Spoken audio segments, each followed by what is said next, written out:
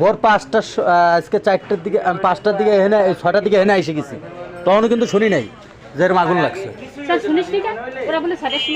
আমি এতটাই ছিল না, আমি তো ওই কুয়েটে গেছি, কুয়েটের থেকে এখানে এতটুকু যদি বুঝতাম এই জায়গায়, তাহলে তো এদিকে আসতাম।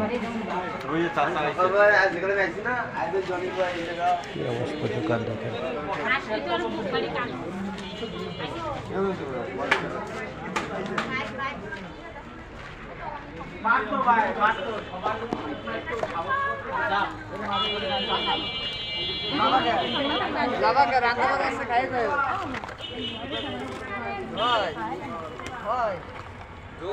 আমার নাম কই, আমার নাম কে আরেকটা দেন, এবার হাত দিয়ে দেন।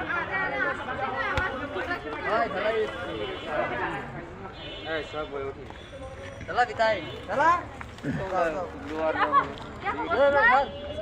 আমি কি নেব